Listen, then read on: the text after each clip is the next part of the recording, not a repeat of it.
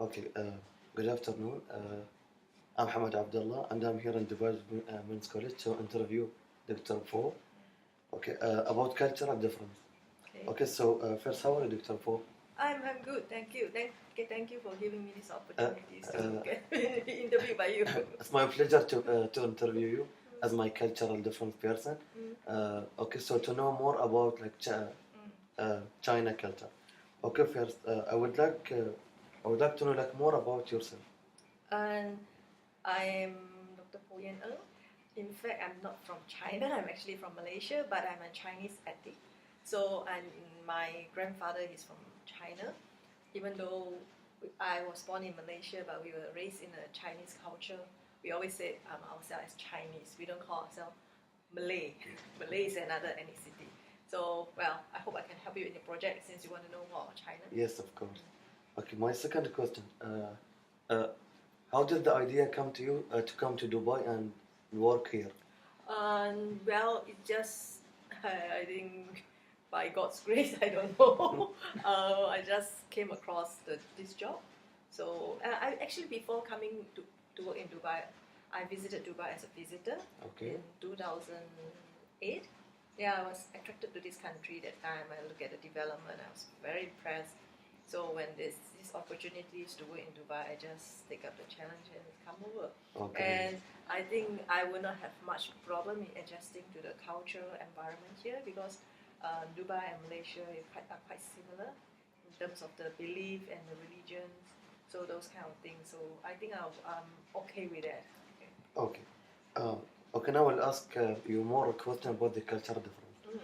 Okay, uh, first in your country, do people like to work in individual or in groups?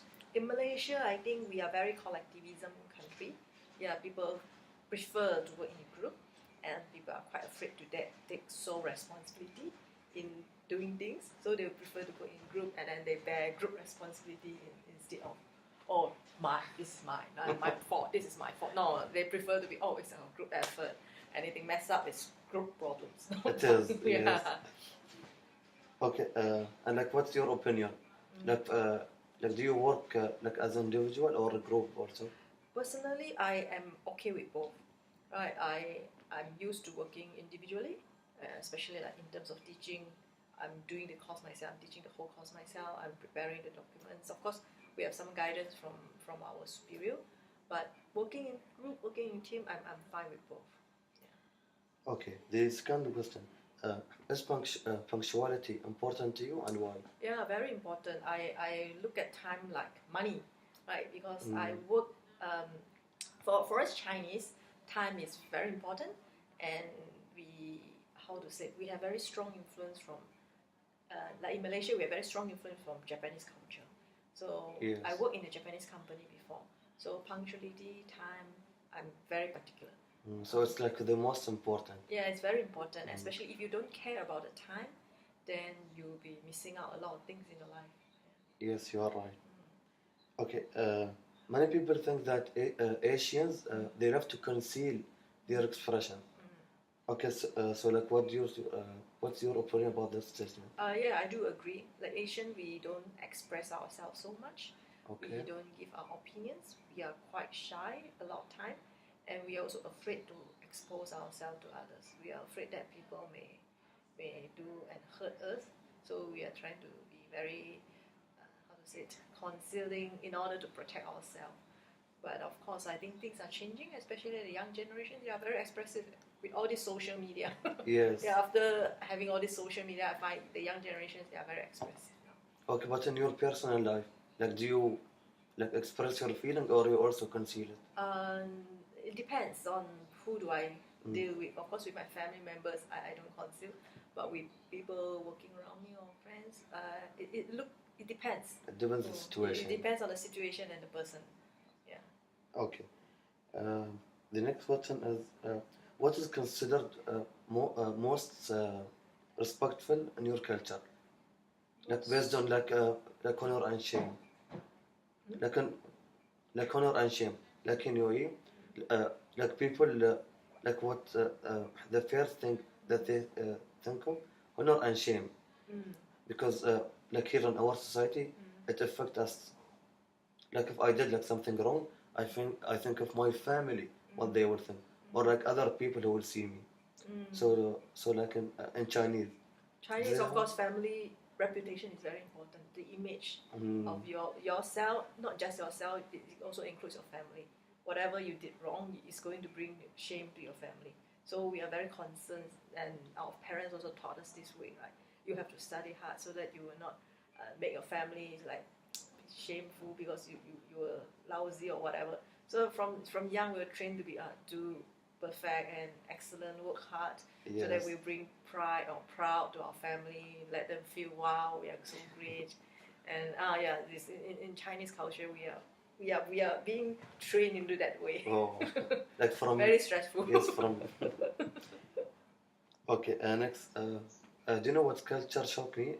Yeah, I know what culture shock means. I actually experienced once before. Yes. Like I live in quite a number of countries. Okay. So I was raised and born in Malaysia, but I did my PhD in New Zealand. So I live in the Western culture for 3 years plus.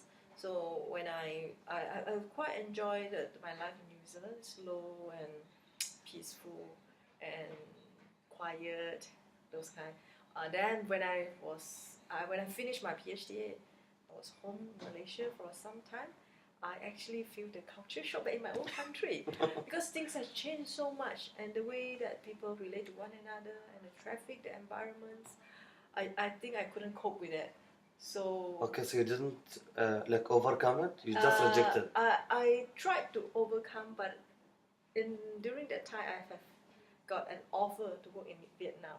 So I left for Vietnam, trying to avoid my family, my home culture. I find it quite difficult to adjust, especially the living environment, the working environment. There's so much different over the 3 years when I was in New Zealand. So I couldn't go back to Malaysia. Okay. But I find it, but when I work in Vietnam, also I have a culture shock as well. Because they are different. They can't speak English, so there's a lot of language barrier and different type of food they eat. So I have some kind of difficulties working there too. But then when I applied the job in Dubai, surprisingly I don't have any culture shock in Dubai. Thank God. I find it very easy to adjust. And well, yeah, Dubai is a very developing country, developed, and there are a lot of modernizations, things like that. But the attitude and the way that people live is still quite relaxed. People still care about relationships, still care about quality of life. Yes. Instead of money, chasing of money, all those kind of things. I enjoy, like, it's a good balance between New Zealand and Malaysia. I think Dubai is just in the middle. That makes a good adjustment for me. I'm very thankful I'm here. Okay. Okay, now I'll ask you like more about like UAE culture. Okay, first, like what did you observe about Emirati attitude or behavior? Like maybe like the students. Okay, like I said, here the people are very relaxed. Okay. Like well, you in the midst of your relax or shui, like what you guys say, I find there's still some competitiveness. There's still some competitive spirit among you guys. You still want to get improvement. You still want to develop, but it's based on your own pace. We don't push you.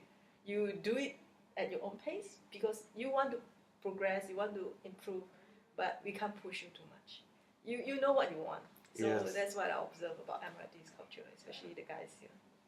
Okay, next, do you know like why Emirati they wear kandora and sometimes like in different colors, not only white? Yeah. Yesterday, in fact, I asked a question to my students. There's one guy, he wear brown kandora. I asked, why are you wearing different color from the other guys?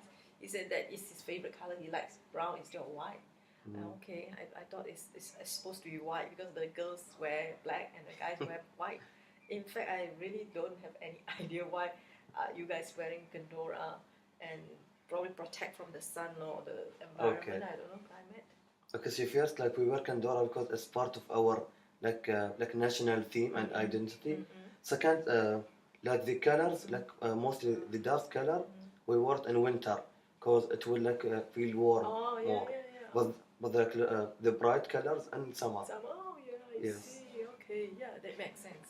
That's okay. okay, now, do you know like what words people usually use in Dubai or like in the class? Shui shui. Okay. Wallah. Yes, wallah. Okay. I always like to swear. I don't know why. Okay, And and inshallah, mashallah. yes, inshallah, mashallah. And Khali Wali, they Haliwali, I don't. don't know. What does that Okay, mean? Khali Wali, like when something like happened to us, we say okay, Khali Wali.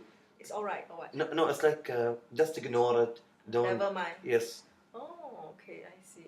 I'm not very, how to say, because in Malaysia, we use some of the Arabic words like inshallah in our country. Yes. So I'm quite okay.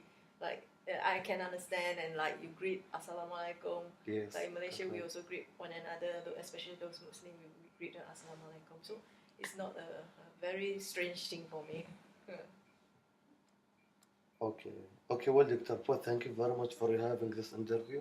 I appreciate taking your time to conduct my interview. I have found that maybe like our culture are like a bit similar, so we have like connection. Yeah. So that's why maybe you adapt to our culture really fast. Easily. Yeah, but if I'm the mainland Chinese, the China culture that you're talking, probably I may not be so easily adjusted. Because I have some China friends. Yes. Yeah, it seems like they are still living in their own world. They don't mix with a lot of local people. That's what I observe, especially those people living in international cities, those Chinese Yes. from mainland Chinese. They don't mix with the local as much because of language barrier or even the values or whatever things or Yes. religions kind of thing. So yeah, I think it's a great challenges for people to adjust to the Arab culture if they Yes. don't have good understanding and good perceptions about the Arab. Okay. Thank you, Dr. Poh, for your Thank you. time. Thank you, Hamad.